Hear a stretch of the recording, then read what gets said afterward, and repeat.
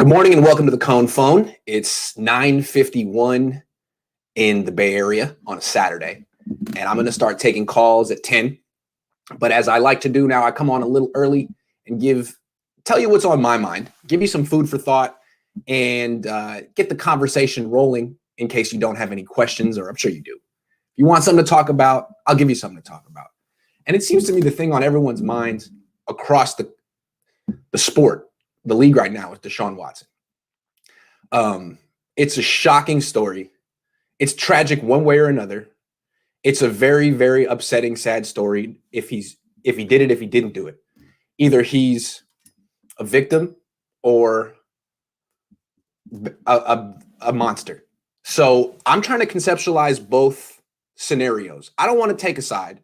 I see a lot of people on Twitter being like, oh, he probably did it. Or, oh, man, this is so obviously a smear campaign from the Texans. I'm not going to take a leap of faith one way or another. I don't have enough information.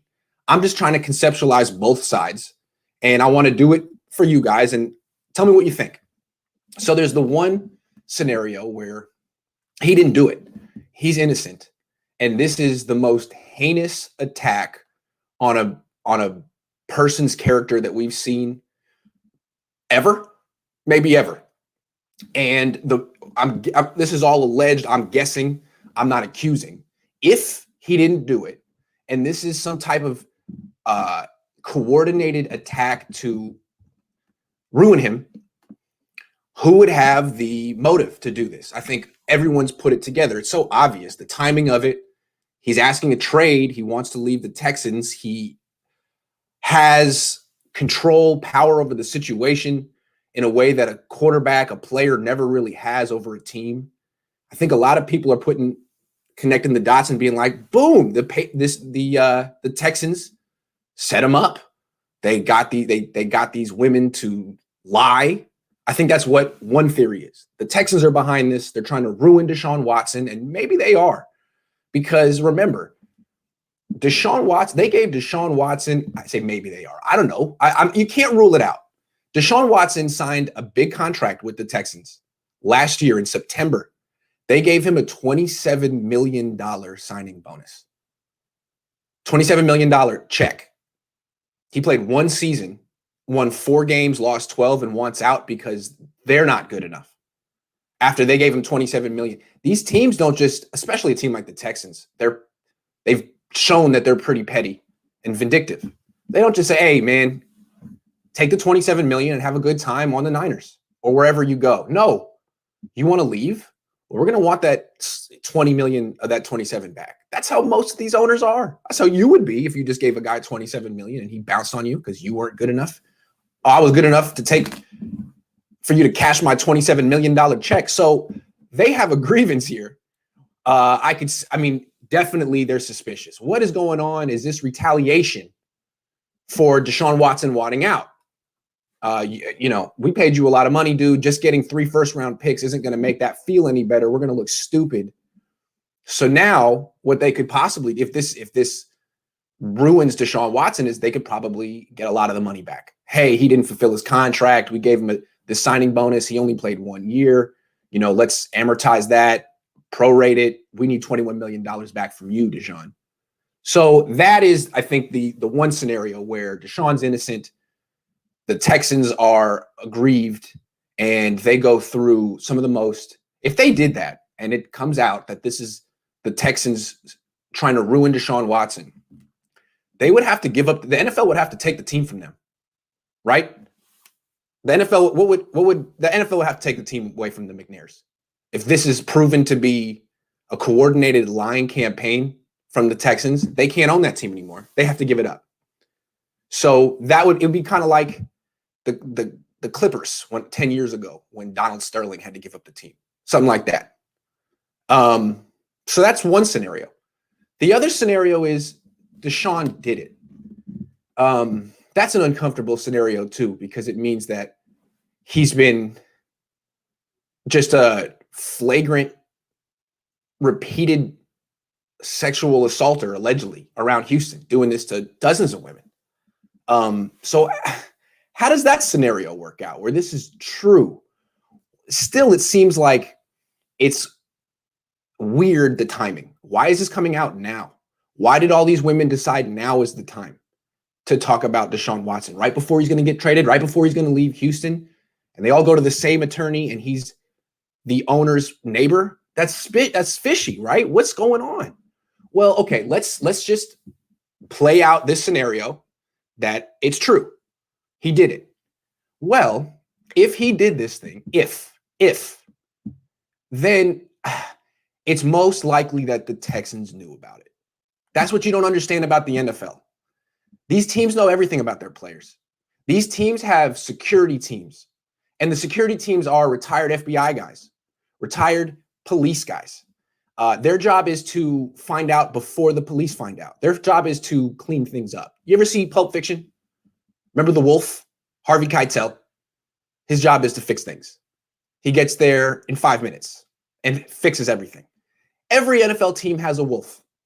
It's not Harvey Keitel, it's someone like that. And if this is true and Deshaun Watson were going out and doing this repeatedly, Texans probably knew. Probably, most likely. These teams know what their players are doing.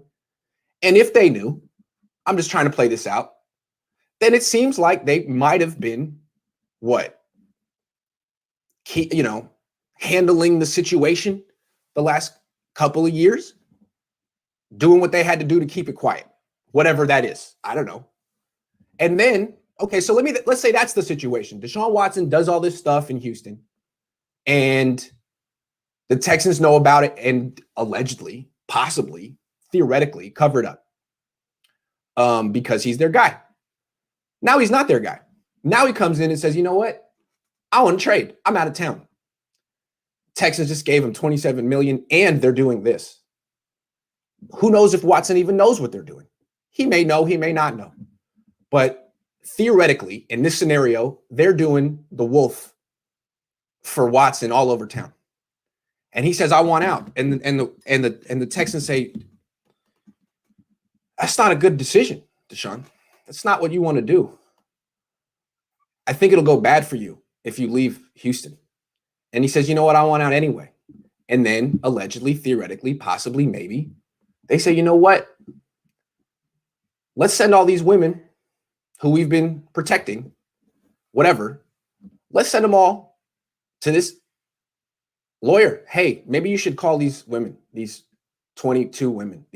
Who knows? There could be 40 women that he's called and 22 have called him back. Who knows what the number is? Call these women. It could be vindictive because, again, they're out $27 million. And just trading him and getting 3 first-round picks may not be enough for them. It's a very vindictive franchise. They might say, you know what? You want to ruin us? We're going to ruin you. So I don't know what happened. I try to play out both scenarios. It seems to me in both of my scenarios that I painted, which are just fiction, the Texans are involved one way or another. If the way I see it, which means I'm probably wrong. But in the scenario where Deshaun Watson didn't do it, it's the Texans trying to, I don't know, manipulate the situation. And it's this in the scenario where he did do it, it's the Texans saying, you know what, we're no longer protecting you. Now, I don't know. It just seems to me that if he did do it, then the Texans, maybe they shouldn't have been protecting him at any point. How about that? If he did do it and the Texans knew, they should be in trouble too. I don't know if they knew, but here's where I want to take it with this. This is why I think it applies to the 49ers and the entire NFL and the sports world in general. If this is true and there's some type of massage underworld in sports where these players get serviced by masseuses and they're set up from teams, and if things go too far and the masseuse is uncomfortable or something like this happens and the team steps in and makes it go away, that's terrible. And I think what a lot of coaches might be wondering right now is, hold on, do we got one of these situations on my team and I don't even know it? Is my ownership group and security team dealing with something? Is this going to happen to our team? So I look at this as, if this is true, is this just the tip of the iceberg in sports? Are we going to see 40 women in Seattle or Nashville or New York or Miami come up and say, like, you know what? Maybe we should speak up. I think it's very interesting. Now, I'm not saying it's true. I have no idea if it's true, if it's not true. If it is true, This could have wide-ranging consequences for sports. If it is true, it's possible it's not just a Deshaun Watson thing. It's an NFL thing. It's a sports thing. I mean, Robert Kraft had something similar. I remember there was a guy on the Niners named, what was his name? CJ Spillman. He went to the Cowboys, but then they had to cut him because there was an incident in a massage parlor in Santa Clara. I don't know. I don't know. But it does seem to me that it's possible the Texans, this is their ace up their sleeve. Hey, man, we do a lot for you. You just want to leave us after we paid you $27 million? Okay, well, you're on your own then. In which case, Deshaun should have known better. But honestly, that's not the case. If it's true and he did it and the Texans knew, there's going to be a big-time investigation in the NFL. What is going on? What do these teams know and what are these teams covering up? Because you can't do stuff like that anymore. Maybe you could do stuff like that in the 80s, in the 90s, but not anymore. If there's bad stuff going on, the teams need to bring it to light, not bury it. So that's what I've been thinking about the last two. I do not have an inkling of which one is right. It's all very confusing. But it's a sad story. I know I got some questions in there and I missed them. I just wanted to go through and give my spiel. I'm so sorry. Hold on. I got him though. Raj says, hey, Grant, you should watch Zenny62 channel. He's a lawyer who explained how this case is bogus and how Tony is a fraud. Okay, see, I'm not going to do that. It could be a bogus thing. But for anyone to be like, I definitely think this is bogus, or I definitely think this is true, I think that just says more about your biases than the actual case. We don't have any evidence. We don't have any evidence. I'm not taking a stand. I'm just trying to play out both scenarios. We'll see what happens. I'm not going to be the one who cracks this case. I have like this much evidence and I'm trying to play out the scenarios. But I'm just saying, if it's true, I got to think the Texans knew. If it's true, got to think they knew. Oh, they didn't know? This is just coming out? Just because? Middle of March, right before he's about to get traded? Just maybe. But it seems high. That's why everyone's like, this is suspicious, right? What's the timing here? Well, civil case. Watson settles and makes them sign an NDA so they can't talk to the NFL. Gets traded at the trade deadline for triple the cost. Maybe. It's a lot of NDAs now. It's a lot of NDAs. It's like 22. So even if 22 women sign NDAs and agree not to talk about it anymore, people aren't going to forget. Can you put Texans games on or can the NFL televise Watson games if he just makes it go away with NDAs? 22? I don't know. I mean, will people boycott whatever teams he's on? I think it's if he can't necessarily exonerate himself, if he just silences people, I don't know.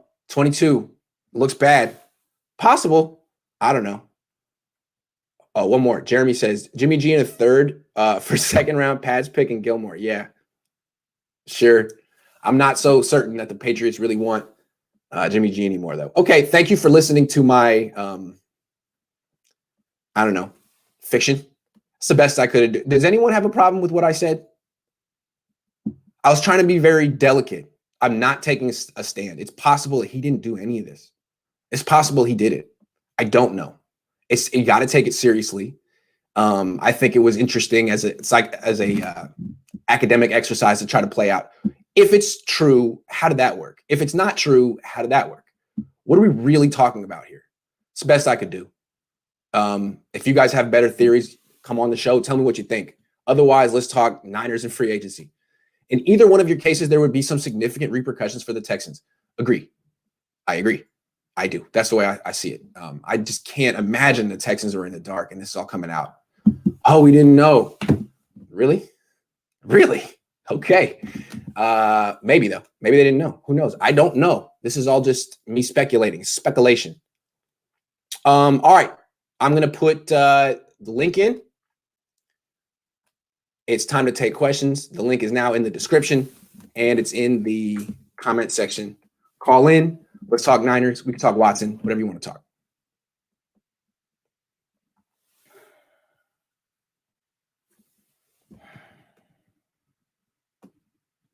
Makes you think, right? how are the Texans involved? Makes you think. Oh, Benny got game. What's up, Benny? Hold on. I'm holding on. Okay, so I don't really want to talk about Deshaun Watson, but I want to talk about the cornerback situation. Yeah, sounds good. If anyone thinks that our cornerback situation is fixed, I would start rethinking, because the thing is Emmanuel Mosley and Jason Verrett, like, who's to say that Jason Verrett won't get injured again? Of course. And how good is Emmanuel Mosley really? Yeah, and that's why I still think we might draft a corner in the first round, because, like, I don't know. I don't know what to say, but the thing is the NFC West is getting more full with good receivers. Yes. And the Cardinals and everyone else is not. I think that if anyone thinks that our corner situation is fixed, that's ridiculous. I agree. I don't think the Niners currently have anyone who can cover DK Metcalf, really. Mosley can't. Verrett is better matched up against Lockett, and that's just one team. But then again, like AJ Green on the Cardinals, if he has a bounce back year, he's 6'4". Mosley can't even challenge the catch point against AJ Green. I think the Niners wanted a big corner like Ahkello Witherspoon. They don't like Witherspoon, but I think they're going to replace Witherspoon. And I don't know when they will in the draft. They took Witherspoon in round 3, high up in it. They may trade up in round 3 to take a guy like that. Yeah, and that's what I was gonna say. Like, if they don't get one in the first round, I would expect them to get one in, like, the third round, maybe. Because I've been wanting us to get a corner in the first and a right tackle in the third. Yeah. But if we don't do that, I think it'll be vice versa. I think it'll be right tackle in the first, like Jalen Mayfield or Christian Darrisaw or whatever, and then corner in the third. Wait, what? Yeah. Do we have a late third round pick? Yeah, it's a late third. It's like right at the end, but they have so many picks in on day 3 that they could definitely trade up in round 3, because they don't need a million picks in day 3. I think they have ammunition to trade up, and they should. So what they got to do is identify a corner they like and go get them. I don't know who it is, but I'm starting to look. Any corners you like so far? Caleb Farley. Yeah, right. But I was looking at yesterday the guys from Georgia. Yeah, I also like Asante Samuel. He's good too. All right. Well, the dude from Georgia ran a 4.25 at his pro day. His name is I forget. Anyway, 27 on their team. Yeah. He's good. Another guy. This is a defensive tackle. I guess this doesn't really. I would consider scouting Kwity Paye, a defensive tackle. Well, no, defensive end from Michigan. He's really good. And then Jalen Mayfield, also try to scout him because he's really good. I will. But real quick, don't you think the Niners signing Samson Ebukam and calling him a DN kind of takes him out of the DN market? I would be surprised if they took a DN in round 1. Yeah. Wait, really? I would be surprised. Oh, surprised. I would be surprised because it seems to me the vision is to have him be that guy that they would have drafted. Yeah, and I mean, I don't know. I don't think D Ford's coming back, and I think he kind of replaces that. I don't know. Yeah, if D Ford isn't coming back, then they need another guy too, like Kerry Hyder or draft. No, yeah. But the point that you're making is corner is still a need. Yes, and the Niners need to be taking one no later than round 3. I'm with you on that. No later than round. They're not going to take anyone. Because the thing is like, it's because Jason Verrett, he had a good season, but it could just be a fluke season. Like, we don't. No doubt. With them not drafting a corner, it is practically saying that we are betting on Jason Verrett to be healthy. Okay, real quick before I let you go, because I got to take more calls. Final question for you. We agree that they should. Will they take a corner in the first 3 rounds? Bold prediction. I don't know. Robert Saleh's not there anymore. There's no power really. I think D'Amico Ryans is kind of controlled by the organization. They're kind of no. Good point. No, I'm with you too. I think they. I'm gonna say yes. I'm gonna say they get that 3rd round corner just like they had with Ahkello. I think that's the sweet spot for them. I think they're gonna do it. Don't worry. I'm gonna make sure they do. I'm gonna send a letter. And then right tackle hopefully in the first. Betty, always a pleasure. Trading down right tackle in the first. Yeah. Yeah. Oh yeah, Hard, man. always a pleasure. Again, I scouted Quiddy Pay a few days ago on my channel, and then I also did how the 49ers the cornerback situation for them. So that's I'll see Check you out later. Benny's channel. Peace. Hey, drop a link to your channel in the comment section so people can follow you. In the comment section. Okay. Yep. All right. Good stuff, man. Take care. Hey, Viet, you're on. You're muted. Sorry, what's up, brother? How you doing? Hey, man, how you doing, man? Good. Yeah, speaking of that, I want to talk about corners too. Okay. Like I've been watching CJ Horn. Yes. Have you done a scout for CJ yet? Or sorry, I keep JC? calling him CJ. JC. Yes, I have. I did it about a month ago. I'll check What'd you it think out. of him? What'd you think of him? I really like him a lot. He's really explosive. Like He's physical. I like Sertan, but he's not as As explosive. He doesn't accelerate that quickly. I want somebody that is more like that can cover man to man because we've been getting burned on. We've lost a lot of big games because our corners have gotten burned. Yes. Sherman, Rogers, Yes. a whole lot. And can we really depend on Jason Verrett having another good year? I mean, I've seen a lot of one-hit wonders at corner. Yeah. Right. Or guys on the Niners who play really well right before they get paid and then they revert. Yeah, Rogers again. Tremaine Brock had that one great year, and then he went downhill from there. True. Akello too. Jesus. Yeah, he had flashes, but he couldn't. Yeah. I think you definitely have to hedge your bets at that spot. Yeah. So I got a couple of questions about corners. Okay. Who do you think is the most explosive corner that we can get? Like I'm talking about like catch up speed. Yeah. Like you can get burned, that's fine, but if you can catch up, I think that's great. And where do you realistically, where do you think JC Horn could fall for us? Because that 12 pick is pretty big, and I want that to be valuable. Or could we possibly trade back? And I'm hearing that he's falling in like early second or something like that. I think I see him going. I've been watching the mock drafts. I see him going in like the late teens, maybe early 20s. So you could trade down and get him there. But again, I think the Niners organizationally don't want to invest that highly in corners. They just haven't done it in about 17 years. Yeah, they haven't taken it. Yeah. So I think I'm sorry. Go ahead. I think they may be targeting a guy in round 2 or round 3. But if they took JC Horn, I'd be surprised. If they took Caleb Farley, I'd just be surprised because they have 2 starters at corner, right? 2 starters, and Jason Verrett and Emmanuel Mosley. They may not want to bring in if you draft a guy in round 1, he's starting. And if you draft a guy in round 3, he can develop, he can sit on the bench, he can be the guy who comes, who plays only in the nickel. It fits that way. But I see we'll sign a corner. What's that? Sign one? Yeah, in free agency. I think they're about out of cap space. I think the offers they're making now are like, hey, here, vet minimum. There's a vet. They gave a vet minimum offer to Trent Sherfield. I think they probably gave a vet minimum offer to Joe Flacco, and he's like, ugh, do I want to move to the West Coast to play for like $1 million? I think that's where they're at because they still have to sign their entire rookie class. That's about $9 million. So I don't know. We got to see how much money they save with the defense. I like to see what Lynch does because I think Lynch. I think I like that he's very aggressive about he's very he's a go-getter. Like I don't think he has as much power as Shanahan, but I like that. I know he's had a lot of busts in the first round, but I like that he's being aggressive. He went after Ruben Foster. He went after Coleman Thomas, but they went after Brandon Ayuk. So if you have your target, go get him. And it could be JC Horn. Maybe they feel like you take a guy at 12 and then you jump back into the first round, trade up for it. And I would love to see a corner that athletic. I mean, we haven't seen one since Dion or. That's what they did last year. What they did last year was trade down one spot, then trade back up into the first round, and then their next pick wasn't until what, round 5? Round 4, I think. Something like that. Yeah, so they could do that again. They've done it before.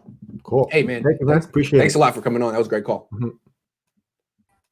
Hey, man. How you doing? Yeah, doing good. How are you? I'm doing great.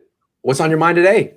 So I think the Deshaun Watson situation, that is Texans getaway plan, not in terms of money, right?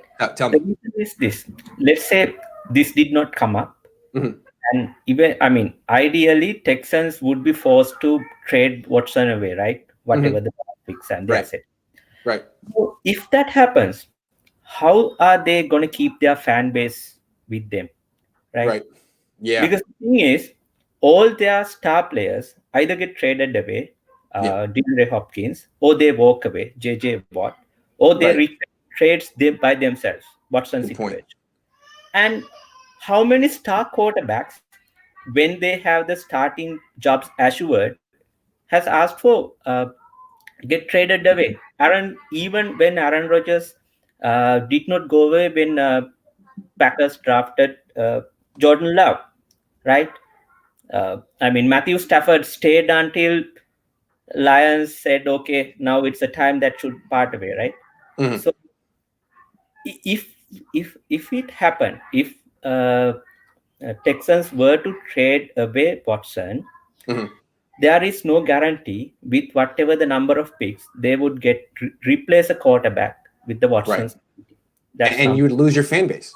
Yes, you lose your fan base. Second, and you look like the bad guy. It's like you drove him away. It's all your fault. Now they're like, well, maybe they were right about Watson. Maybe Watson's the bad guy here. Maybe my team isn't so bad. Yes, and other thing is, wherever Watson goes, and if he goes to the championship game or wins a Super Bowl, it would be a nightmare in Texans fan base, right? Yes. So I my suspicion, I can't prove it, I'm just guessing, is that the Texans are involved one way or another. Doesn't mean he didn't do it. Doesn't mean he did do it. Yes. But one way or another, I'm suspicious of the Texans' involvement. Yeah, because I mean, eventually, let's say if Watson gets suspended forever and he will not play again, NFL would give some compensatory draft picks for. And money back, picks. There would be some type of compensation from the league because the Texans are the victims now. Yes, the Texans are the victim. Yep, I see what you mean. Yep. Yeah, they can keep saying we were anyway not going to trade Watson away. Now anybody can't deny that because that is not going to happen anymore. They can keep saying that. They can keep saying, okay, we were going to keep Watson within our organization, but he's the bad guy. We had to let him go. Now let's move on. He's the bad guy. Yeah, and now we'll move on. And what they do in the process is they set a precedent. Any player who wants to try to do something like that again, you have to be careful. Yeah, so I think we're on the same page on that one. I don't know if he did it or didn't do it, but I think we're thinking along the same pages on that one. So yeah, good stuff. Good stuff. All right, man. Always a pleasure to see you. Be back tomorrow. All right. See you. Bye. Real quick, Mike says 12th pick and Fred be enough to get the third pick. I don't know if the Dolphins would be interested in Fred Warner, but I think the Jets would because the Jets have Robert Saleh. That would be the call I would make. Bob McNair's comments about the inmates years ago should tell you everything you need to know about how that family feels about their player. Sad. Yeah. The idea that the Texans were just going to be like, all right, Deshaun, you want out? Well, just tell us where you want to go and how much. Like, okay, fine. Probably not in their character. That doesn't mean that he didn't do it. It didn't mean he didn't do it. But yeah, I think that it just kind of feels like the Texans' final card. He's all right. You thought you beat us? Well, how about this information? I don't know. Doesn't mean that it's legit or not, though. We're still not any closer to the truth. Bruce. I can't hear you, Bruce. Oh, now I can hear you. You good? How you doing? All right. Yeah. Hey, thanks for having me on. This is awesome. Really absolutely. Your stuff. You're very prepared, man. Yeah. So I wanted to ask you, I watched the Alex Mack press conference. Okay. You know what? As a fan, I was really impressed by his maturity, his answers, how he handled himself. And I'm like, man, I know he's old. Yes. But isn't this great to get someone with his just level of maturity and experience on the line where he can keep his, keep McGlinchey, gaining some weight, maybe. Yeah. And have that accountability. I was thinking like, man, this is what they haven't had since Joe Staley left. Absolutely. This kind of presence. Yeah. I thought that was awesome. And so it kind of made me think, hey, it would be wonderful if we could get Slater and have, pair him with Mack, allow him to be around someone that experienced and that professional talking about, hey, it's my job to be available. It's my job to take care of my body and learn the calls, look at the defenses. I know they don't play the same position, but I think it would be very valuable if we could get a top offensive lineman and allow him to learn under Mack for at least 1 year because we've got him for 1 year.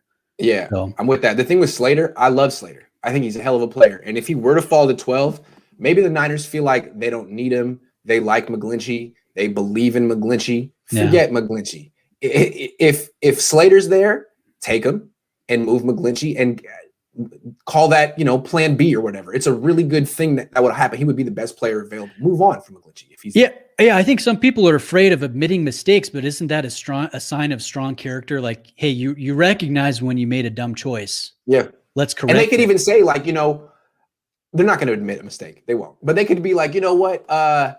We really like McGlinchey. Love McGlinchey. I mean, we'd take him again. But Slater is just so special. I mean, we just once in a million player. Can't believe he was available at 12. We would have taken him at 3. He was the highest player in our. They can say all kind of stuff like that. You know what I mean? Hey, do it. Sell it to the fans. He's really good. I'm with you. Yeah. One last thing, if you don't mind. Sure. I know you're not a fan. You're a journalist, right? Correct. What's it like interacting with super fans all the time? I mean, we can be a little bit biased. We can have a little bit of blinders on, I think, sometimes. Is it hard for you working with super fans, I guess? Yeah. I see what you mean. But it seems like all the fans that come on my show are very smart and open-minded. And while they're passionate and see things from the team's perspective, they also can see things from other perspectives too. So maybe the fans that interact with me are just really good and really smart. But it seems like Niner fans are very educated and aware of what they're rooting for. I appreciate that. So I like the fans. I don't know. Awesome. I don't know. Well, thanks for having me on, man. That's all I wanted to talk about. Where are you calling from? Utah. Okay. Do you have your own YouTube channel? Yeah, I do. Not anything sports related though. So. Okay. I can tell because you're definitely a pro. I appreciate it. All right. Yeah, keep it up, man. Thanks for coming on. All right. See ya. Take care. Dave, hold on, David, real quick. Jordan Pena had a question real quick. He said, we need a pass rusher. What about Clowning? Is he too expensive? Yeah, Jadavian Clowning. I don't know. He may not be expensive anymore. He just had 0 sacks last year, I think. So maybe they could get Jadavian Clowning. Good question. David. Hey, good morning. Thanks for waiting. How are you? Yeah, I'm doing well. Hey, I have some concerns about the QB position. Okay, let's talk. Well, been watching your show for most of the off season, but they're a little deeper. So, I mean, it's looking like Garoppolo's going to be back as the starter in week 1. I mean, I don't see, even if they draft the rookie, which I hope they do, but. Right, because Joe Flacco isn't going to be the starter week 1. Yeah, so. No. And I'm guessing they're going to restructure him somehow so he's a little more affordable. That would be great. I don't know if he'll go for that, but yeah. I mean, just the thing, even in 2019, he's coming off of ACL, and correct me if I'm wrong, but beginning of the season, he was rusty. Yes. Like the preseason was really bad. Well, there was no preseason. He just wasn't very good in training camp, but he's never good in training camp. 2019, I'm thinking. Oh, 2019, yeah. Yeah, he's coming off the ACL, but he was rusty.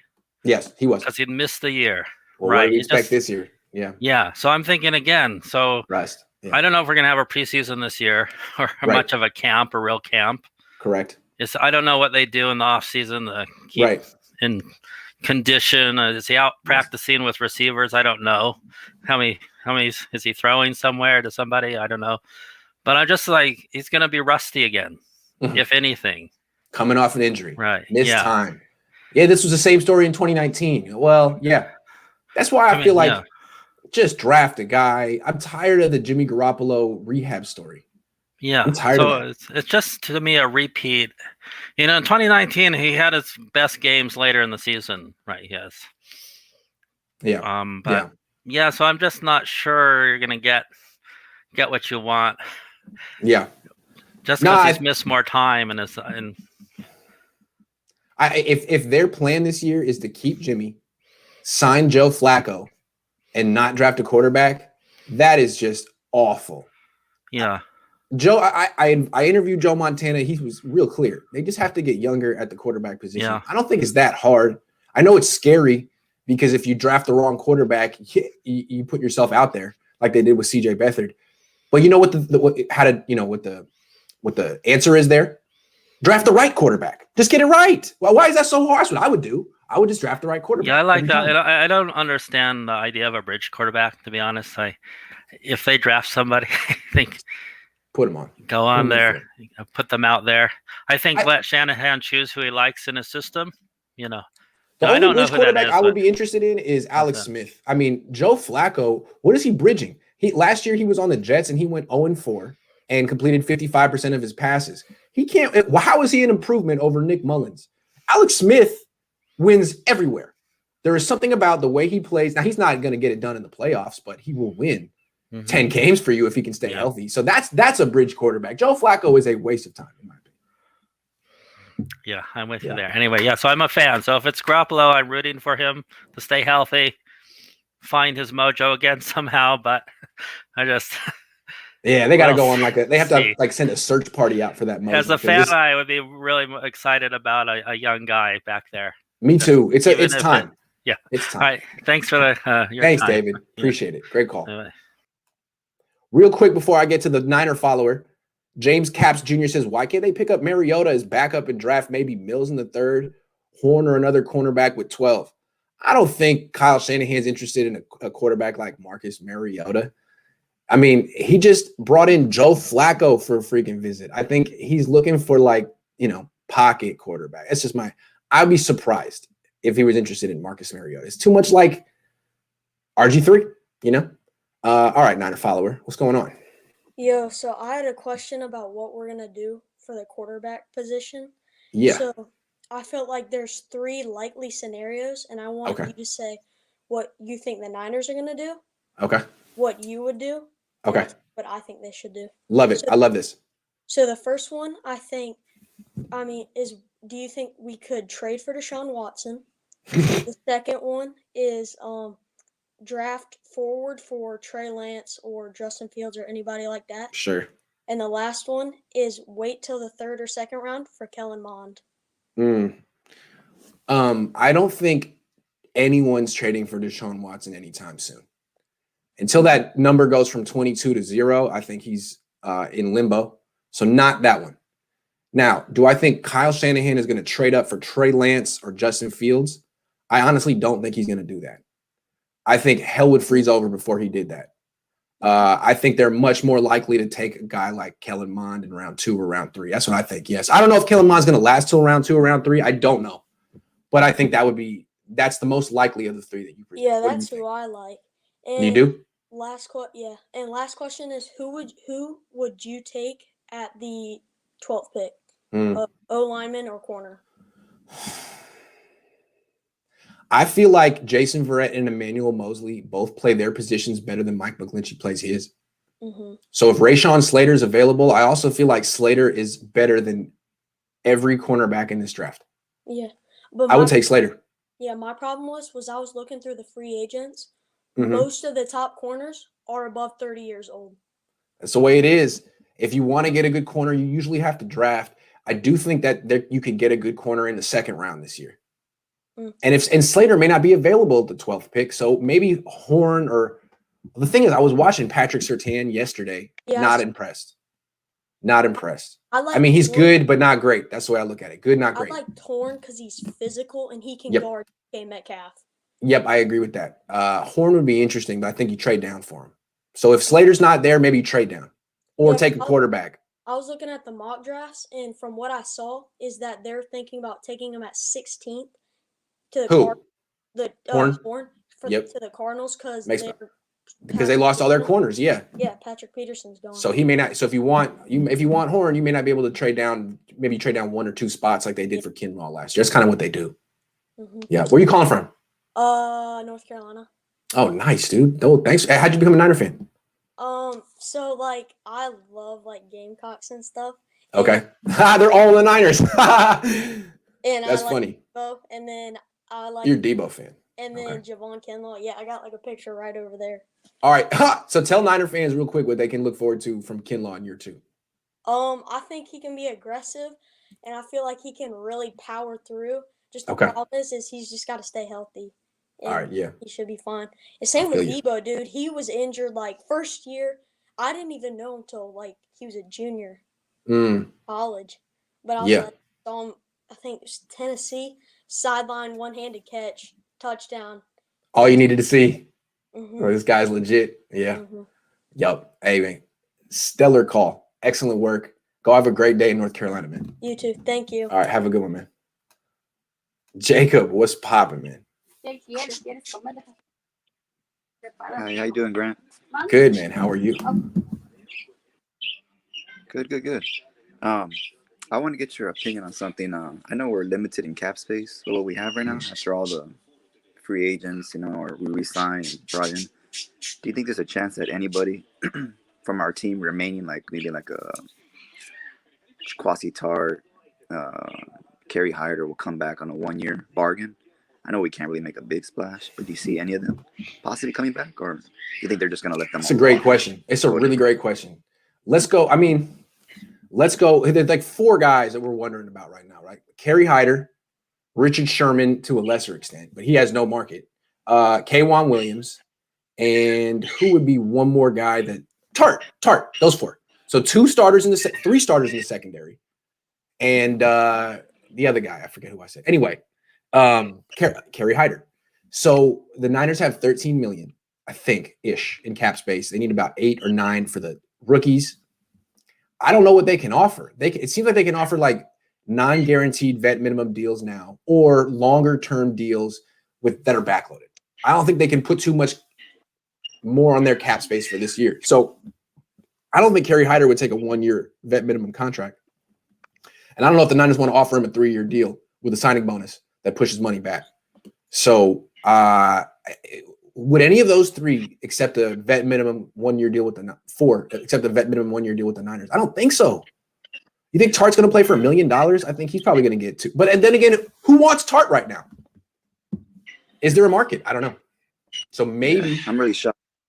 Yeah, I'm really shocked Hyder's still available. I thought maybe he would have been gone by now, but that just shows you what's available. So I just feel like probably other teams are looking at him like, well, you've never produced away from Chris Kosarick, and the Niners are like, well, you've never produced away from Chris Kosarick, so we're not competing against anyone. Here's 1 year.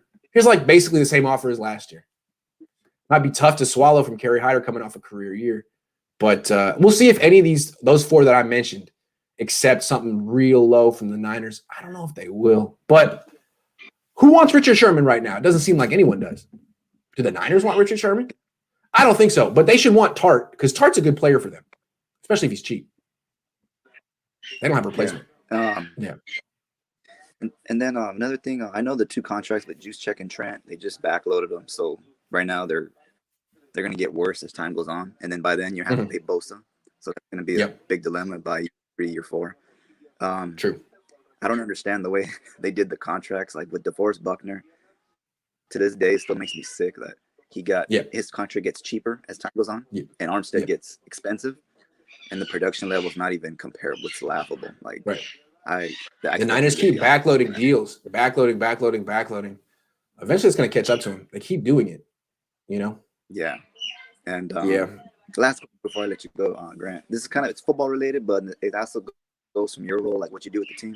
What's one player that, since you've covered the team, that you've really enjoyed talking to? It don't have to be a superstar. It can be a practice squad, a backup, just somebody that you love interviewing, you love talking, like as a media person, like someone you really enjoyed listening to. Who would that person be, like so far in your career, that really stands out? Like, he's really a good interview. Someone I like talking to. If you can name one person. One I know person. It's a good question. I'm just curious. You do with a lot of people. Man, that's a tough one. Man. It's funny. He blocked me on Twitter, but I really like talking to Richard Sherman. And in the locker room, you could go up to him. He'd just sit at his locker, and it seemed like he felt he was too old he didn't really interact with the team that much. He'd sit there on it looked like he was looking through stocks on his phone, and he's available. You go over to Richard and be like, hey, Richard, man, what'd you think of the game, the Monday night game? And he'd just put his phone down and be like, talk it all through with you. He was one of the more interesting athletes. Richard Sherman was always available, always had a million things to say, and was basically came across as normal. It was interesting. I thought he was going to come in and be like a huge star, but he's like, nah, man, I'm here to talk. Very interesting. Richard Sherman was one of the more interesting athletes I've ever covered, even though he blocked me. Cool. Good question, Jacob. Great to see you. Have a good day, Grant. Take care. You too. Take care, man. Niner Empire DMV, are you there? Did you leave me? Yeah, I'm here. Yo, what's up, man? Hey, what's up? I'm out of DC, Washington, DC. My question is, so what do you think about Nick Bosa? Like, do you feel as though should we trade him? And even though the Watson thing went through before he had the value, could we trade Nick Bosa and get from under him wanting the bag once he gets to his contract year? Because that's what I would do. That's what I would do. I would try. I guess. Look, you can't make a move for Watson now. Maybe you can in a month if things clear up. But what about that number 2 pick in the draft? Robert Saleh currently has that. He worked with Nick Bosa. He should like Nick Bosa. The thing about Bosa, I don't trust his durability. I just don't. I don't. But I said that when he came out. Like me and because my group 9 Empire DMV, we're based out of Washington D.C. We was talking about it when we drafted. We was like, we really didn't want him. We would have took Allen. We liked Allen when he came out. I like Burns too. Burns was good, but I was like, he's coming off of sitting out the whole year. Yep. He was already on limited time when he came out into preseason. That's true. So him getting hurt the second year, I wasn't surprised. Plus, he tore his ACL in high school, so this is a long-standing pattern. And I feel like, why would you like if there were a bet in Vegas right now? Will Nick Bosa play, over or under 75% of his remaining games in the next 5 years? I would bet under, and I think that would be like the favorite bet. You get better odds to do over, because how could you honestly expect that?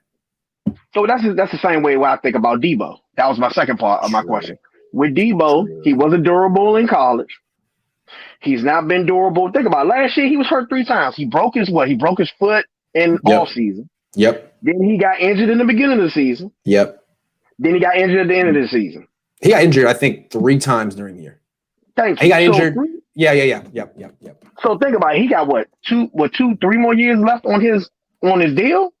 Like 2. He was a second-round pick. He's played 2 years. There's no 5th-round option, so he's got 2. Yeah. He's a free agent after next season. Yes. So really, what are we going to get out of him? And they keep using him as a running back, as a stat back. Well, here's the thing. They better not extend his contract. Yeah. They better not extend it. I don't know if you want to trade him now, but the thing is, it's the same thing with Bosa. Like, if you hold on to him, you're hoping, okay, he's going to come back, have a good year, be healthy, boost up his value. Or he gets hurt again, and now he's labeled as injury prone, and he has no value. That's the other thing. That could happen with Bosa. It could happen with Debo. So if you get a good offer for Debo, you might want to think about it. Why not? I mean, I think I really do feel you could be a number 1, depending on if we have the right quarterback to get him the ball. You got to get him the ball down the field. You got to. Jimmy G is just not. He's not the answer. And my thing is, you solidifying the line to say, "Hey, we're going with Jimmy G." Yeah. And you bringing in Flacco for a workout is like, you could have got Alex. You could have got Alex Smith. Right. You could have got you. You could have got. You just saw Alex Smith up close for the last few years. What do you think, Alex Smith? I mean, Alex Smith, even when he was with us, I like Alex Smith because he's a leader. Yes, he leads by example. Yes, he does. He doesn't have to be a great quarterback, but people will follow him. Yes, in that Super Bowl, when San Francisco was in that Super Bowl, you can tell that Jimmy G was not on the sideline talking to his players. True. He was in the iPad. He was in the Surface Pro. That's it. You saw Mahomes on the other side talking to his team, rallying his team. It goes back to when Colin Kaepernick in the NFC Championship, when they came out of halftime. What did he say? And I quote, "We're going to burn this motherfucker down." And what did he do? He led his team to the win. That's what you need. You got to do it the 49er way.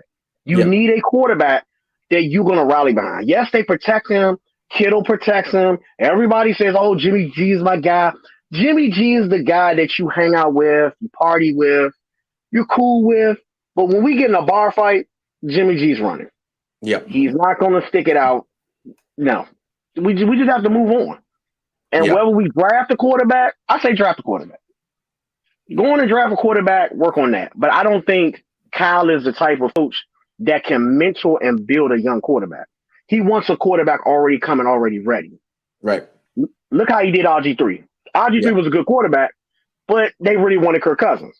Right. You get Kirk Cousins, and he was a good stats guy, but he can't get you over the hump. He can't win them tough games. So after a while, you start to question it. Okay, is this the guy for my franchise? Yep. That's our issue. We haven't found a quarterback. We haven't had a franchise quarterback, to be honest, and since Steve Young. True. It's true. Jeff Garcia was good. He was all right. Now he's gone. Colin Kaepernick, he had the look. Didn't want to get in the film and study and actually learn how to read defense. That's true. Relied on his athletic ability. You can't keep doing that all the time. Yeah, and then he hit 30. Yeah. So I mean, that's how it is. Well, thanks for coming on, man. That was a hell of a call. Okay. All right, call back in again sometime, man. Okay. All right. Have a good one. The first F-bomb in the history of the show. He just dropped it hard. I don't know. Am I going to be able to monetize this one? You guys tell me. He's cool, though. What's up, man? I was like, no, don't do it. No. Yeah. You're a couple callers ago, the one that said that he has his own YouTube channel. He's a big deal in the watch community, by the way. Oh, okay. Yeah. I recognize the voice. I was like, did you get that watch from him? No. Okay. No, he reviews watches. Okay. I see. So, am I the only? I feel like I'm the only Jimmy supporter left. Am I the only one that thinks this is a good idea? He's coming back. Yeah, lay it out. He's coming lay it out. He is coming back. Yeah. He's coming back. So yesterday, I looked at the NFC Championship game. And that was the highlight of, I think, 49er Nation, where they basically dominated the Packers, right? And the Packers had a Hall of Fame quarterback, and they have basically a borderline Hall of Fame wide receiver, and they got creamed. Yes. So in my mind, is it easier to hit on defensive players, linebackers, offensive linemen, versus hitting on a quarterback? And I have seen way too many franchises chase that quarterback until they get one. I mean, look at the Cleveland Browns. There's no guarantee any of these quarterbacks picked this year are going to do well. Yeah. And statistically, that bears it out. Yeah. And Kyle already, I think other people have said it, Kyle doesn't develop quarterbacks. He doesn't. He's not Jim Harbaugh, who's going to take somebody, he's going to say, you're the best. You're it. You're number one. Kyle borderline's going to berate the quarterback, right? He's going to make sure that quarterback knows he's on thin ice. That's right. Harbaugh would pump him up. You're great. You're tough. You're this. You're that. Kyle's like, hey, man, you're on notice. I'm already losing patience with you, and I haven't seen you play one game. So let's see what you got. No. Yeah. No. And by the way, sideline story, I met Jim Harbaugh at the airport, and he couldn't have been a more nicer human being. I always liked Jim Harbaugh. My kids. I always liked Jim Harbaugh. He was very nice. I was very impressed how personable he was. Yes. And I was like, are you Jim Harbaugh? He goes, I am. I go, I'm a really big 49er fan. And he goes, he wasn't the 49er coach at that time anymore. Oh. And yes, he was not. Wow. And he still, he still said, I'm still pulling for Bowman. And there were some players there, and he knew good for him. And yes, he was a very nice guy. No ill will towards any of the players. No ill will towards any players. That's a good story. Good. But I honestly think having Jimmy is the best option for the 49ers to win at least 10, 11 games and getting anywhere between the 2nd and 5th seed. And the reason is that the team around Jimmy is above average. Currently. It is. They've got good skilled players. The draft when healthy. But you know what? I can list at least 7 different players from Arizona that have injury history, including their 2 big free agent signings that haven't played half their games in the last 2 or 3 years. I can go down to the Rams, who have been decimated by the cap number and have cut a lot of good players that have been signed elsewhere. That number one defense, as we saw in 2019, rarely carries over the next year. So they're not going to be statistically as good as they were last year on defense. They may be better on offense with Matthew Stafford. But again, Matthew Stafford had a Hall of Fame Hall of Fame wide receiver, and he still didn't win very many games. Put up lots of stats, but he had Megatron, who was arguably, probably skill position-wise, within the top 5 wide receivers ever. Didn't do much with him. And so to me, they're still chasing 2019. They have a formula in their head, and they're not going to move past 2019. They want to replicate as much as possible. And whether that's a detriment, they're going to live and die by going back to what they thought was a winning formula. But it wasn't a winning formula. They didn't win. They won the NFC. They didn't win the Super Bowl. And I feel like I keep coming back to that is like, yeah, it'll work if Jimmy stays healthy. But do you expect that to happen? Honestly. I go by probability. And, there's two things. They're protecting themselves to get a serviceable quarterback. But, football is like organized Russian roulette. You're one play from ending your career. So in my mind, they have a winning formula. And it goes back to they don't win without Jimmy. The stats bear that out. They don't. And they do when he's playing. Now, he hasn't played enough. I get that. But if you're Kyle and you're pitching this to Jed York, which is more feasible in a business probability of winning? We've got this stats. We win without him. We don't win without him, right? Versus let's draft this person who we don't know anything about. Yeah, but hold on. Let me just present a counter argument here. Yeah, you don't win without him, but they've never had like a starting caliber quarterback that isn't him. And there are other quarterbacks available who win. Alex Smith wins. Alex Smith wins.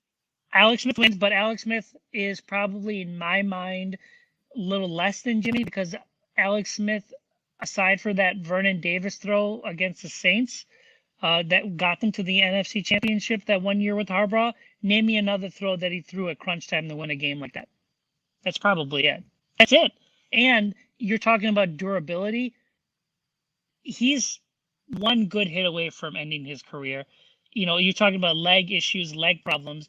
He could barely move when they played against San Francisco this year. He was a shell of himself. Well, he could say the same stuff about Jimmy, though. But you know what? Jimmy's younger. And you know what? I agree with you. This is a make or break season for Jimmy. Alex Smith has done it all. If Alex Smith comes in and gets injured, where's that fire? He can hang it up, and then is the fan base going to be upset? No, because you know what? They weren't depending anything on Alex, and that's not something you can pitch if you are signing Trent Williams, which is another thing. I think one of the reasons why they were able to sign Trent Williams was that they told him that Jimmy was coming back. You think Trent Williams wants to play for someone when he could have played for Mahomes? He did play with Alex Smith. So I wonder if he knows if he has an opinion about Alex. Maybe he doesn't like Alex Smith. That'd be interesting. They played together, I think. Maybe they did because Alex Smith was there and then he missed a couple years. Anyway, yeah, it's a good point. I just feel like any optimism toward the Niners rests on Jimmy being healthy. Correct. The probability of him winning 10, 11 games is very high if he's healthy. Yeah, it's just like, is he going to be healthy? And I think a lot of Niner fans are like, well, why would you assume he wouldn't be? Well, why would you assume he would be? Is my response, I guess. Every other year he's healthy. Maybe every other year he's healthy. It's an odd year. It's an odd year. I get it. They're positioned to do very well. They've signed who they wanted to sign. They have lots of options in the draft. They have 9 picks, and they can go either way. They can go either way. But they're not drafting a quarterback anytime soon. You're probably right, man. Well, we'll see what happens. Thanks for coming on. I'll talk to you soon. All right. See you later. Good stuff. Loving the man cave. Thank you. Eric, what's going on? Oh man. Hey, how's it going? Good. How are you? So I'm doing okay, and I actually want to ask you about one player, Jalen Mayfield, and what you think, and I also have a comp on what Shanahan is actually going for, what his scheme and his players really remind me of. I haven't watched Jalen Mayfield yet, so why don't we go to the second part? Tell me the comp. What does it remind you of? The early '90s Cowboys. To be honest, he has his Emmitt Smith in Mostert, his Irvin in Irvin and Ayuk, and now he's looking for his Aikman, and because I don't think he's looking for a Steve Young. He's looking for an Aikman, and Rosen is very much of an Aikman. Mm-hmm. If you I see what you're saying. I see the parallel there. Here, if he wants to be the Cowboys, he's going to have to beef up that offensive line. Because the thing about the Cowboys, that's what I'm saying. They had the best offensive line of all time. It was just unreal. It just steamrolled people. So yeah, if he wants to do that, he's going to need to get Larry Allen, some just Hall of Famers.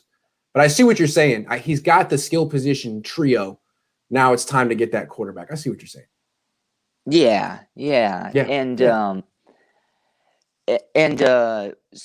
And I guess one more question about the quarterback position. Do you think that he is more into? I personally think that the realistic choices are Trask and Mills. Do you think? That makes sense. Do you think? Who do you think that he would choose? Trask in the second or Mills around like the third? Because I don't know that Mills will be in the third. Huh? I don't know that Mills will be there in the third. But Mills has a little bit stronger of an arm. He's a little bit faster. He has no. I'm going to say Trask. I'm going to say Trask. Mike Shanahan coached at Florida. He knows Florida well. He should have a pretty strong opinion of Trask. We'll see about that. But okay. I think Trask. Yeah. All right, Kyle. I got to take the next question, man. All right. Thank you. Great to have you. Take care. All right. Great being here. Thank you. All right. See you next time. 49er fan, you there? Going once. Yo. Going twice. Hear me? Yeah, a little bit. Yeah. You can hear me? Yeah, a little bit. What's going on? Hello. You can hear me? Yeah, can you hear me? I got a scenario. Okay, what's your scenario? Yes. If I trade Jimmy. Hey man, we got a real bad connection. You got to call back in, man. Sorry about that. Yo, Amin, what's up? Yo, what up? Great to see you, man. Fremont's finest in the building. What's up? So when the Niners say Jimmy's our guy, the one thing that doesn't make sense to me is that like Jimmy has 2 seasons. We're paying him $100 million something dollars, and he has 2 injured seasons. The one season where he was actually playing, that season we won because of our defense and our run game. And That's our true. defense and our run game led into an NFC Championship game. But when the Niners needed to win when the Niners needed him to throw the ball and make plays to win the game at the end, what Patrick Mahomes did, not Jimmy G. Mm-hmm. Jimmy G didn't do that. When Jimmy G needed to do that, he didn't do that. So that's correct. He has 2 injured seasons. Why would you still say Jimmy's our guy when he has 2 injured seasons? And when you need him to be there for you, he's not there for you. But that's what I'm saying. For like other situations like Russell Wilson, if you think about why I didn't trade Russell Wilson, is because the Seahawks love Russell Wilson, number one, and number two, what the Bears offers. If you think about it in the long run, yeah, it would be good to trade Russell Wilson because Russell Wilson's 32. But the only reason why I didn't trade Russell Wilson is that if you trade Russell Wilson, the Seahawks are basically in rebuild mode. You have to get a quarterback. You have to because that team is not good without Russell Wilson. If you put Jimmy Garoppolo there, Jimmy Garoppolo is gonna suck. They're gonna get the top 3 pick. True. If you put Jimmy G there, if you put Russell Wilson there, Russell Wilson gives them to the playoffs every year. But you can't really expect Russell Wilson to take them to the Super Bowl because offensive line is bad. Their defense isn't that good besides Bobby Wagner and Jamal Adams. But Bobby Wagner is getting old. It just doesn't make any sense to me. Why Jimmy Garoppolo is their guy, but Russell Wilson is their guy also. But Russell Wilson, I understand why he's your guy because you would be in because he plays 16 games a year. He wins 10 a year. He takes you to the playoffs, and he wins games like single-handedly for you. What does Jimmy do? He's the one quarterback that hasn't changed in the NFC West in almost 8 years, maybe. That's right. Jimmy Garoppolo changes. Kyler Murray just got drafted 1 year ago, and Jared Goff is also gone. Matthew Stafford came in. Jimmy Garoppolo doesn't win games for you single-handedly. If he scores in every game per average, he has 1 touchdown, 2 interceptions. That's right.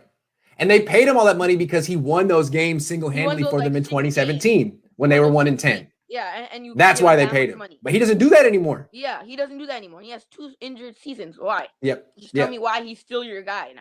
Why? Doesn't make any Kyle, sense. tell Amin and I why he's still your guy, because we don't get it, Kyle. Amin wants to know. I want to know.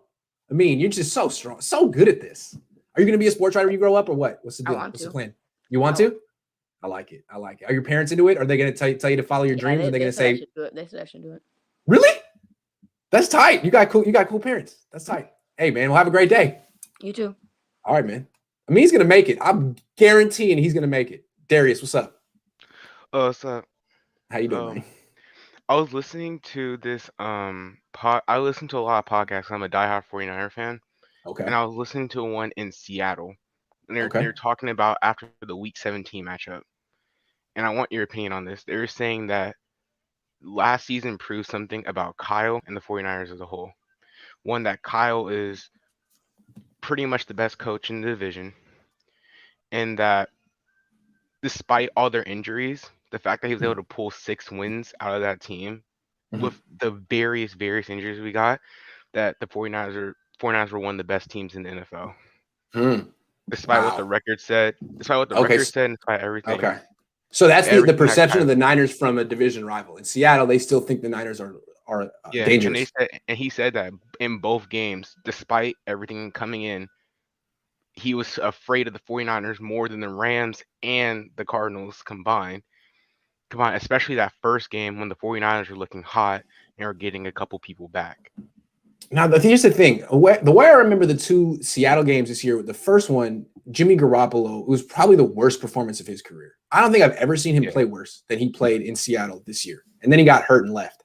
The second game, they almost won with C.J. Beathard. So I can see why that was week 17, I think. That would be fresh in Seahawks fans' minds. We almost lost a freaking C.J.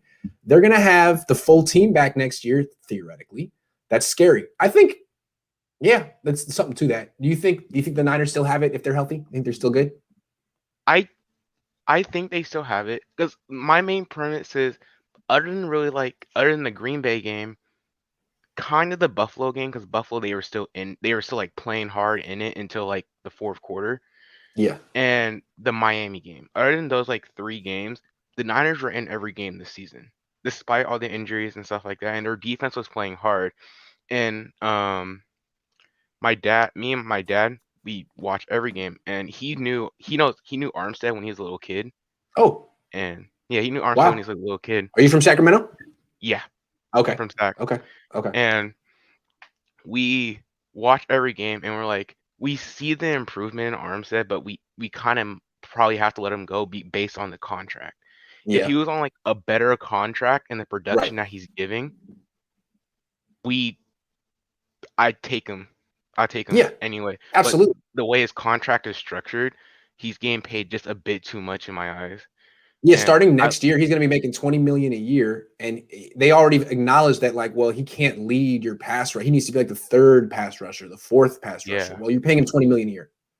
Yeah, and I love my team. I was like getting frustrated throughout the season because I saw all this stuff of they could win. He could win every game, but we just got a bit too injured, especially week 2 when we lost both guys in that game in New York. I was like, okay, maybe this season might be a bit over, but I really do think this team could go places. And even a lot of my friends who dog the 49ers all the time, they specifically point to the Philly game, because that Philly game was a bit shaky with calls and other things, but we played really well.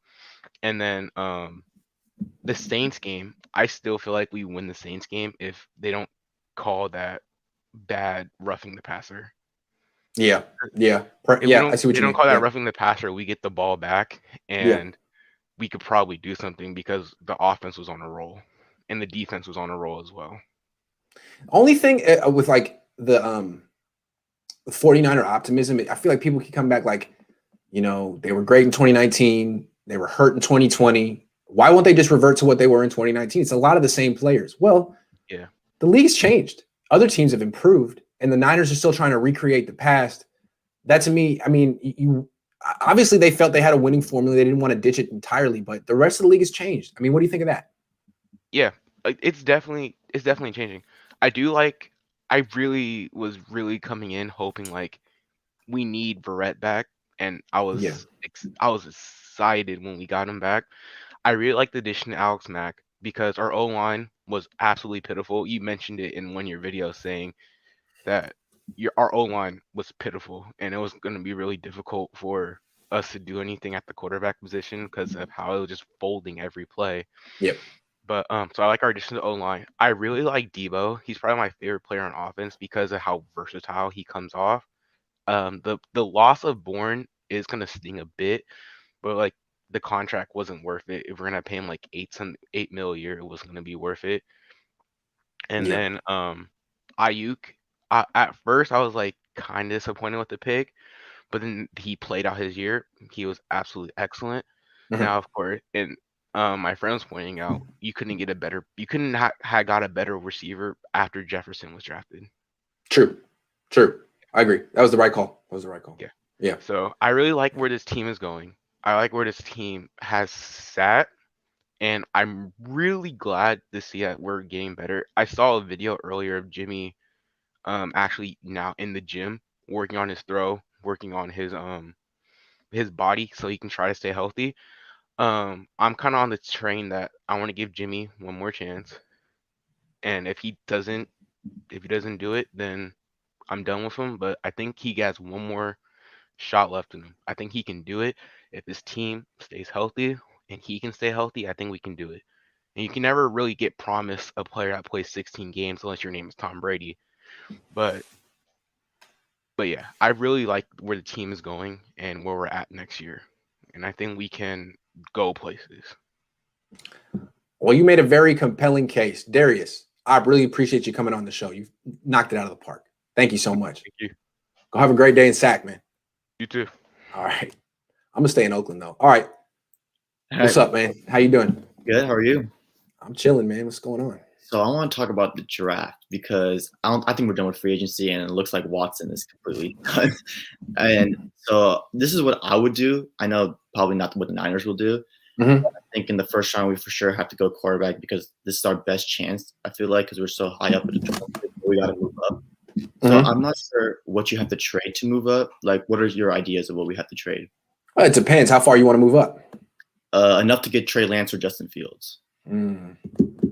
Fields might drop. There's a lot of negativity on Fields. Lance, people seem to like. If you want to trade up to 2 or 3, it's going to cost a whole lot. Yeah. It would cost multiple firsts or a player like Kittle or something crazy. Bosa. If you want to trade up to 7, it'll cost probably the second round pick. And I don't know if Lance will be available at 7. He might go 4 to the Falcons. Yeah.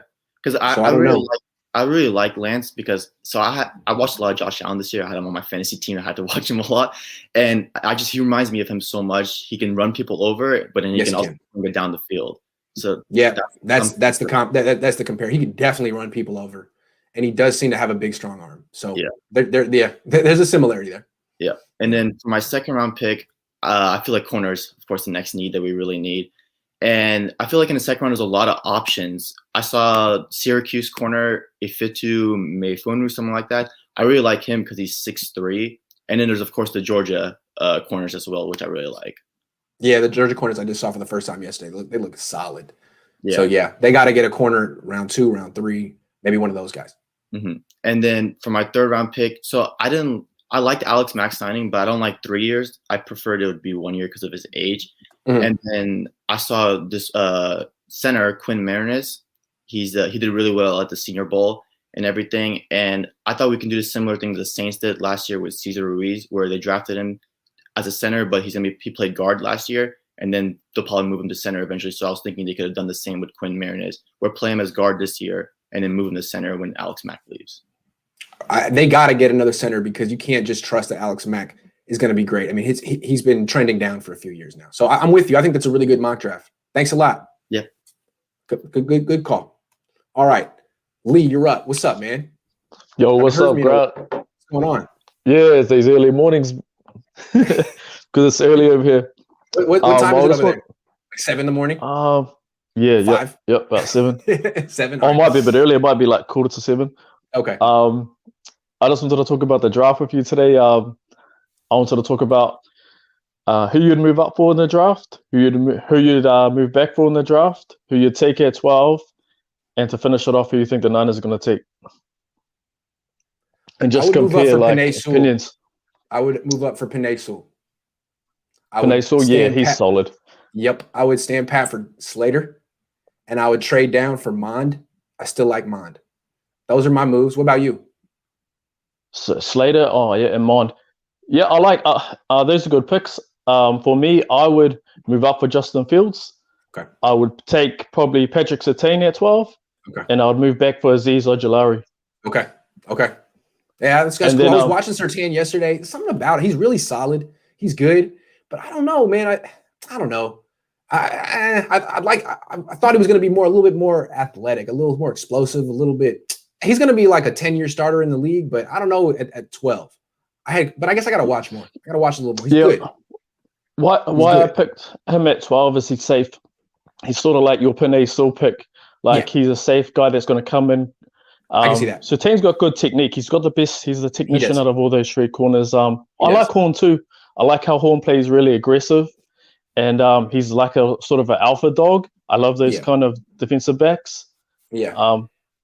Farley's got athleticism, but he's still raw, I feel. Yeah, and he missed a year last year. That concerns me. Yeah, but so did Sewell. So did Slater. Yeah. And then the other picks. How far would you move back for Kellen Mond? See, he's the big enigma to me. I have no idea where he's going to go in the draft. Like the media analysts say, oh man, day 3, maybe round 3, and then Chris Sims says, no, he's a first round pick. Maybe the NFL sees him like that. I don't know. Maybe 18, 19. It seems to me if Jordan Love went 26 and this guy's not going to go any lower than that. Yep. Because he's a better player than Jordan Love. He reminds me a bit of Kaepernick, Kellen Mond, but he's probably better with throwing the ball and that more Quick accurate. Release. But Quick just release, when he runs the ball, his running style. Yeah. It's like it's there's not a lot of like shiftiness. But he's fast. Yep. And then with those other picks, the reason I would take move back for Azeez Ojulari is I feel like we have to get that pass rush back, and I feel like he's the best speed rusher in this class. Because if you remember 2019, like our defense was all based around that front four, getting that pressure on the quarterback, and that carried us on the defensive side of the ball. And I feel it's so important to get that pass rush back. Bosa's coming off an injury, so we don't know if he'll be 100. Ebukam we signed, but to me that's more of like sort of a safety net and more of a depth pick in case Steve Ford doesn't come back, which I don't think he is. Right. You know what I mean? Right. They still need an edge rusher. You never know what Samson Ebukam is going to give you. He hasn't done that before. I'm with you on that. If they could get Azeez Ojulari, that's a good pick. Absolutely. Yeah, and you can trade back probably a few spots and then still pick up a day 2 pick. That's what I like about it. I like it. All right, man. Well, thanks for coming on. Sweet. Thanks, Grant. Thanks for everything you do. Ladies, take care. Have a good one. All right. That's the show today. We're at 11:10. I'll be back tomorrow. Sean, DJ Dave, I apologize. Come on tomorrow. I'll bump you to the front of the line if you're here. I'll be 11. See you. I'll be there at 10 o'clock tomorrow. DJ Dave, Sean, you guys get the Disneyland pass to the front of the line, baby. I'll see you guys tomorrow. Take care. Oh, hold on real quick. Alex says, how much of an impact do you think conditioning issues have had versus player injury history in 2020? Seems like major changes on that front would fix a lot. Yeah, maybe all these offensive linemen being too underweight, Deebo Samuel pulling hamstrings could help with the full conditioning program, but are they going to have that this year? I don't know. Is anything going to be different this year? I don't know. I'll be back tomorrow at 10 o'clock.